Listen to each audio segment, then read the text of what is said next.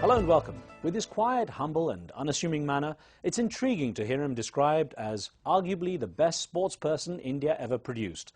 But then those who've seen him take on and defeat the sharpest minds on the planet understand the respect he commands. This week on One on One, meet the world chess champion, Vishwanathan Anand.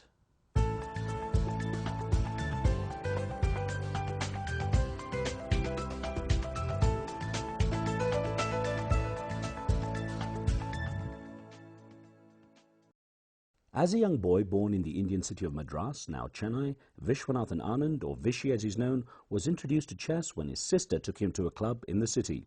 He discovered that winners could continue playing while losers had to go back in line. Anand hated to wait and kept thinking of how to win, a competitive hunger that has stayed with him, and he's now considered the world's best ever rapid chess player, making his moves very quickly. India became keen to produce its first grandmaster in a game that has its roots in that country, and Anand, by far the youngest in line for the title, finally made it in 1987, the year in which he also became world junior champion. He soon gained widespread recognition in India as its chess icon. In 1991, he played his first Linares event in Spain, often called the Wimbledon of chess, and soon witnessed firsthand the power of the largely undefeated Soviet-era champions as he conceded a game to Anatoly Karpov that year. In 1995, the year he played the legendary Garry Kasparov in a tough game, Anand married Aruna, a stranger to chess who was soon converted and travelled with him across the world. He actually won the FIDE World Chess Championship in 2000, when the sport's ruling body had become split into rival groups. After being crowned undisputed World Chess Champion in September 2007, Anand became the first non-Russian, apart from American Bobby Fischer, to hold the top rank and world title at one time. Now referred to by some as the father of the Indian chess revolution for inspiring a whole new generation of players, he gives simple advice to the hundreds of children asking him for tips. He says, if you enjoy playing chess, then just do it. Vishy, it's great to have a chance to chat with you. Thank you. Now, tell me what are the trappings of being the world chess champion? What does it involve? For the most part, it's fairly pleasant. So I wouldn't complain, but of course it also means that in many tournaments you're a target, so the amount of work and the preparation you have to do goes up slightly, and there are also pleasant responsibilities. You get to travel a lot, and I mean outside of the world of chess, and maybe be like a representative of the world of chess, and that's kind of fun. You spend a lot of time on the road as well, don't you? Yeah, about 6 months a year traveling. Where does it take you? A lot through Europe. Europe is where most of the big events happen, but nowadays I'm traveling a lot to other places as well, a lot over South America and Asia as well. Of course, you know, Indians are successful across the field. It's great to have an Indian chess champion, world chess champion. Traditionally, we've always thought about people like the Russians and Eastern Europeans being the sort of the big players. In terms of the people you meet, the nationalities, where do they mostly come from? Well, the chess world is becoming much more diverse. Let's say 30 years back, it was possible for a team from the Soviet Union to beat a team composed for the rest of the world, and fairly big margins. Nowadays, obviously, the Soviet Union has diminished a bit, so it's Russia taking on this role. But Russia hasn't won the last few events, and it's getting narrower. And I think at the top of world chess, it's become much more diverse as well. There's India, Ukraine, Bulgaria, Armenia, Norway, Iceland. I mean, it just keeps on going up. England and so on. So there might be 8 or 10 nationalities. I don't remember exactly at any given point, but the chess world is becoming much more spread out. Now, in terms of the way, again, the psychology is, how do you prepare for a tournament? How do you get yourself into the right frame of mind so that you're not psyched out by someone else?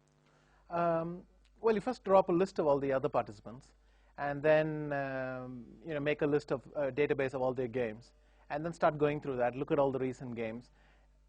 In chess, it's a big advantage if you can guess what your opponent is going to do in the first few moves. He's trying to surprise you, but if you guess correctly, that's a fairly big advantage to have, because it allows you to prepare very elaborate strategies against that. So what we do is we try to put ourselves in each other's heads and guess where the other person is going, but of course they're trying to do the same. And it's a bit unpredictable, but when you get it right, it works very well. When you're preparing for, obviously, the World Championship, do you have to literally study your opponent? I mean, study their moves and see if there's any recurring patterns and so on? Yes, exactly. I mean, you literally take every game they played as a child and try to break down every pattern you can find that you can make sense of. You also see all the recent trends, who's your opponent being influenced by. Perhaps he has a friend who's suggested something. You try to dissect every little bit of information you can glean from the games. But then you also have to do a lot of work in the openings and what you're going to do, because just because your opponent has a weakness doesn't mean you can take advantage of it. So it's a bit of that. You also have to guess what he's trying to do about you, and it's a lot of guesswork. So you can do a lot of work for a match and have it completely wasted, or have a bullseye, and that's the key, really. Is there a growing following in the world of chess, or is it one that's diminished compared with other sports? In the world of computer video games and television with 500 channels, the distraction for children is there, and I wonder if they would devote the time learning chess as much. I mean, I wonder if there's a generational change in the number of kids playing chess. Generally, I think chess is very competitive with video games and so on, because you can play 1-minute games, 3-minute games, 5-minute games. The trick is to introduce kids to chess very early, and normally if you do that, then it's not like they're easily distracted by other things, because chess itself can be played at the rate you want, at the pace you want. So it's very important, and we have a big project in India where 200,000 kids took part in our competition last year, to get chess into schools, because I think it's important that they get to know the game early, and then you can pretty much lead them to their own devices. Well, let's take you back. You were born in Chennai, in India, and it was your mother, Susila, who actually taught you chess from an early age. Yeah, when I was 6, in fact. The point was my mother knew how to play chess, and her family used to play chess, so that some of my uncles played chess in university and were university champions and so on. To a high standard in the family already. Yeah, a reasonable. My mother didn't really have the time to go to clubs and practice a lot, but she would accompany me to a lot of tournaments. And especially in the Philippines, when I was at school, there used to be a 1-hour program on TV about chess. So she would note down everything that happened, so that when I came back from school, then she would show me the game that they showed, and then we'd solve the puzzle at the end, and I would send in my solution. And over several months, I won like more than 10 prizes, so that they called me back and said, when I went again, and you got a free book every time, so they'd call me back and say, look, just here's our library, take a few books, but don't send any more entries. No, so how did your father, Vishwanathan, how did he influence you? I think he was very supportive, and what I really appreciate from both my parents is that they never put any pressure on me. They understood that it's best to leave me to my own devices. I mean, they were happy I was really into chess. But in India in those days, parents tended to worry if you concentrate on anything other than your studies, more than a certain point. My parents were fairly relaxed in that sense. And my father, in fact, at a couple of moments, you had to go to school or university and tell them, cut him a break. And in that sense, he was very helpful. But I would say my style of playing chess is very intuitive, and I'm probably more like my mother than. Now, you have an older brother and sister too. Now, they're a little bit, quite a bit older than you. So how was that relationship? I mean, you were basically a baby as they were nearly reaching teens. Yeah, in fact, my sister used to take me to the chess club. She found the chess club. Sometimes my brother would do that. We would live a bit away, so they'd take me there by cycle, drop me off, and pick me up later, and so on.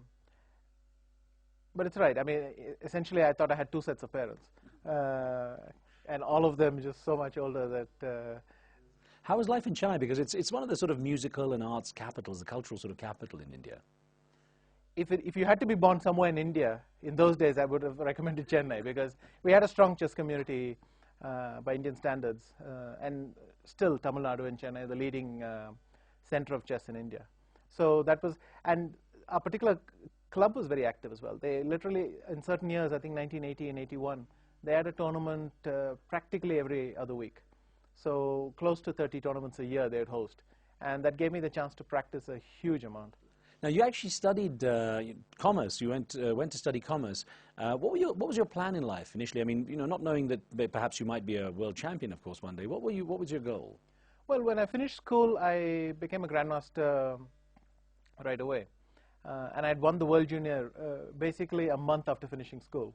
So at that point, I decided to go to college anyway. Though I suspected what I really wanted to do was become a professional chess player. But I decided to go through college anyway, like a insurance policy or whatever. I have no idea what I'd be sitting and doing as an accountant now. But at that point, it seemed like a fun thing to do. I don't think it hurt that much. In fact, some of the best results I had is when I went to college, spent a few weeks or months there, and then came back to a tournament. Often I was very fresh and really looking forward to playing chess again. So in terms of, seeing a lifestyle in chess, a professional lifestyle, how easy was it for your parents to adjust to it? I mean, you said they were very relaxed, but, Indian parents, they want their children to be lawyers, doctors, businessmen. I can't see many who would say, yes, my son will make a living out of being a chess player professionally. Yeah, that was what's so remarkable, because my school was supportive as well. My university was. But I remember for the 10th standard and so on, when you needed to get leave for, you had to have a minimum of attendance to go to the exams. Then the university at the, supervisory board or school board level, they were not very supportive. So my father really had to go and sort of argue my case. And if they were worried, they didn't let on. But since they already become like world junior champion, they had, maybe that calmed them a bit, because they thought, well, he's really quite good and maybe he'll be able to make it as a chess player, and that's clearly what he loves. I don't know really what they expect. I guess my father wanted me to become an engineer like him, but pretty soon he was fairly relaxed. I think it's a big thing for you if you don't have that burden that you're sort of fighting your parents' wishes while you're doing something. I have many more questions. We're going to take a very short break here. Back with more in a moment.